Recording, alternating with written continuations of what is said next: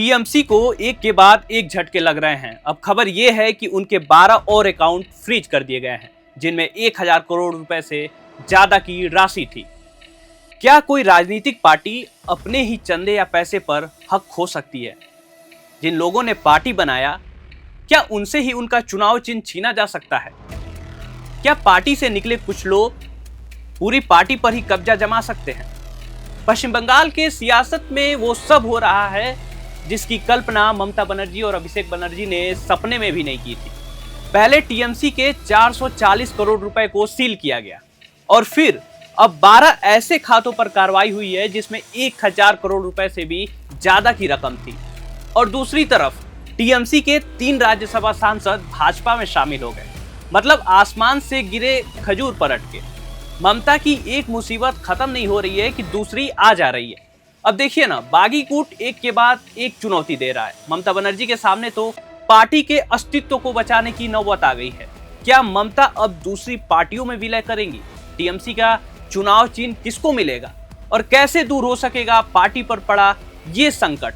क्या अभिषेक बनर्जी को पार्टी से निकाल देने से सब कुछ ठीक हो जाएगा?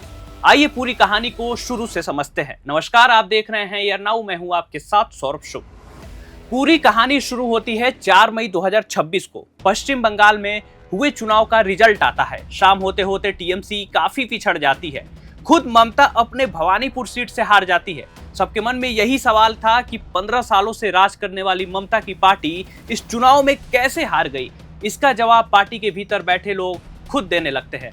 नतीजे के ठीक एक दिन बाद ही पार्टी के बड़े बड़े नेता ममता और अभिषेक बनर्जी पर गंभीर आरोप लगाते हैं। उनका कहना था कि पार्टी में भ्रष्टाचार, वंशवाद, तानाशाही और आईपैक जैसी कंपनी के रणनीतियों ने पार्टी की नैया डुबा दी। पार्टी आईपैक पर इतनी ज्यादा निर्भर हो गई कि पार्टी के वरिष्ठ नेताओं से न तो राय ली गई और न ही विनिंग स्ट्रेटेजी बनाने में उन्हें इन्वॉल्व किया गया। 4 जून 2026 को खबर सामने आती है कि टीएमसी के करीब 20 सांसद पार्टी छोड़ने या नया गुट बनाने के लिए संपर्क में है। हालांकि उस समय ये केवल अटकलें और सूत्रों के हवाले से ही खबर चल रही थी, आधिकारिक टूट नहीं हुई थी। 18 जून 2026 के आसपास विधानसभा के भीतर बागी गुट खुलकर सक्रिय होने लगे और अलग शक्ति प्रदर्शन दिखाई देने लगा। और इसी दौरान टीएमसी के पार्टी फंड वाले उन 3 खातों की शिकायत की गई जिसमें 400 करोड़ रुपए से भी ज्यादा की रकम मौजूद थे। 4 जून 2026 को खबर सामने आती है कि टीएमसी के करीब 20 सांसद पार्टी छोड़ने या नया गुट बनाने के लिए संपर्क में हैं। हालांकि उस समय यह केवल अटकलों और सूत्रों के हवाले से ही चल रही खबर थी, आधिकारिक तौर पर टूट नहीं हुई थी। 18 जून 2026 के आसपास विधानसभा के भीतर बागी गुट खुलकर सक्रिय होने लगा और अलग शक्ति प्रदर्शन दिखाई देने लगा। और इसी दौरान टीएमसी के पार्टी फंड वाले उन 3 खातों की शिकायत की गई जिसमें 440 करोड़ रुपए मौजूद थे। बागी गुट का नेतृत्व रीतब्रत बनर्जी कर रहे थे और शिकायत में उन्होंने पार्टी फंड की जांच की मांग की थी। शिकायत कोलकाता पुलिस के पास की गई थी और इसके बाद पुलिस ने एहतियातन खातों से पैसे निकालने यानी डेबिट ऑपरेशन पर पूरी तरह रोक लगा दी। बाद में मामला अदालत और फिर ईडी की कार्रवाई तक पहुंचा। बागी गुट ने यह भी आरोप लगाया कि पार्टी फंड में बहुत झोल हुआ है। करोड़ों रुपए के स्रोत और खर्च की स्वतंत्र जांच होनी चाहिए। पार्टी के पैसों का दुरुपयोग किया गया है। सबसे पहले तो कोलकाता पुलिस की रोक लगी, फिर 8 जुलाई 2026 को ईडी ने पीएमएलए के तहत कार्रवाई करते हुए टीएमसी के 3 एचडीएफसी बैंक खातों को सील कर दिया। ईडी का कहना था कि ये कार्रवाई कथित मनी लॉन्ड्रिंग जांच के तहत की गई है। हालांकि बाद में हाईकोर्ट ने थोड़ी राहत जरूर दी थी। अब 4 जुलाई 2026 को ममता बनर्जी ने सार्वजनिक रूप से बागी विधायकों को चुनौती देते हुए कहा कि अगर हिम्मत है तो भाजपा में शामिल होकर दिखाएं। 5-6 जुलाई 2026 जब बागी गुट ने हावड़ा जिला परिषद और पार्टी कार्यालयों पर नियंत्रण को लेकर शक्ति प्रदर्शन किया और अब कल यानी कि 10 जुलाई 2026 को टीएमसी के 3 पूर्व राज्यसभा सांसद सुष्मिता देव, सुखेंदु शेखर राय और प्रकाश चिकबराइक आधिकारिक रूप से भाजपा में शामिल हो गए। क्यों शामिल हुए, इसका जवाब राजनीतिक विश्लेषकों ने दिया है। वो कह रहे हैं कि ये लोग अपनी राजनीतिक स्थिति को मजबूत करना चाहते हैं। अब इसी बीच टीएमसी के लिए एक नई मुसीबत सामने आई है। बागी गुट ने दावा किया था कि पार्टी के अन्य खातों और कुल मिलाकर 1000 करोड़ से भी अधिक की संपत्तियों को लेकर विवाद है। टीएमसी के 2024-25 के ऑडिट के अनुसार पार्टी की कुल संपत्ति लगभग 1081 करोड़ है, जिसमें बैंक जमा, निवेश और अन्य संपत्तियां शामिल है।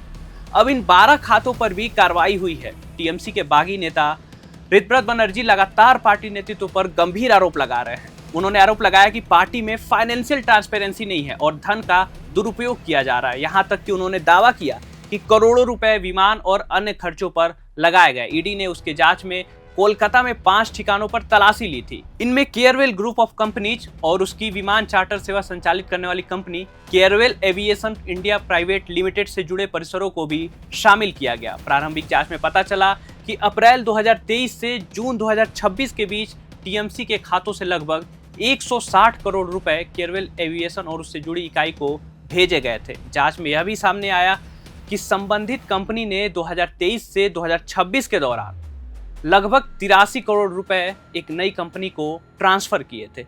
अब जरा दूसरे पहलू की भी बात कर लेते हैं। 2 जुलाई 2026 को बागी गुट के नेता ऋतव्रत बनर्जी अपने प्रतिनिधि मंडल के साथ चुनाव आयोग पहुंचते हैं और टीएमसी के नाम और चुनाव चिन्ह पर दावा पेश करते हैं और यही दिन औपचारिक राजनीतिक बगावत का सबसे बड़ा पड़ाव माना गया। अब मामला सिर्फ नेताओं के जाने तक सीमित नहीं है। बागी गुट ने चुनाव आयोग के सामने दावा किया है कि वही असली टीएमसी है। यहीं से सबसे बड़ा सवाल उठता है, अगर किसी पार्टी में टूट हो जाए तो चुनाव चिन्ह किसे मिलता है? भारत में इसका फैसला चुनाव आयोग करता है। आयोग आमतौर पर 2 बड़े पहलुओं को देखता है। पार्टी संगठन में किस गुट का बहुमत है, निर्वाचित सांसदों और विधायकों में किस गुट का बहुमत है। इन तथ्यों और दस्तावेजों के आधार पर आयोग तय करता है कि असली पार्टी कौन है और चुनाव चिन्ह किसे मिलना चाहिए। फिलहाल इस मामले की सुनवाई जारी है और दोनों पक्षों से जवाब मांगा गया है।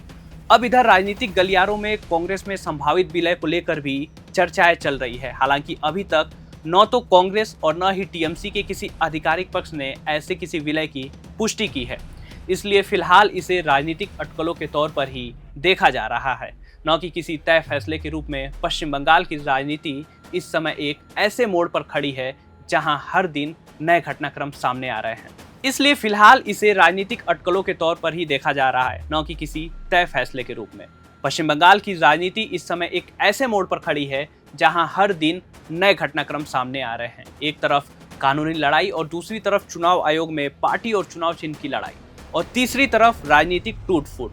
अब सबकी नज़र 3 जगहों पर टिकी है, अदालत, चुनाव आयोग और आने वाले राजनीतिक फैसले। यही तय करेंगे कि टीएमसी की कमान किसके हाथ में रहेगी, चुनाव चिन्ह किसे मिलेगा और क्या ममता बनर्जी अपनी पार्टी को इस संकट से बाहर निकाल पाएंगी या नहीं।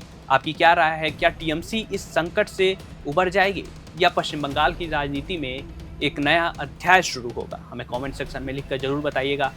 बाकी के अपडेट्स हम आपसे जरूर साझा करेंगे। आप देख रहे हैं एयर नाउ। धन्यवाद। FRP pressure vessels are made using fiber reinforced plastic, a powerful combination of high strength glass fibers and corrosion resistant resin. At Duraplast, we manufacture these vessels using advanced filament winding technology. Layer by layer, resin coated glass fibers are precisely wound over a rotating mold, creating a structure that is lightweight, high strength, and built to handle pressure. The result? Superior corrosion resistance, longer lifespan, lower maintenance costs for industries that demand performance without compromise. For customized FRP pressure vessel solutions,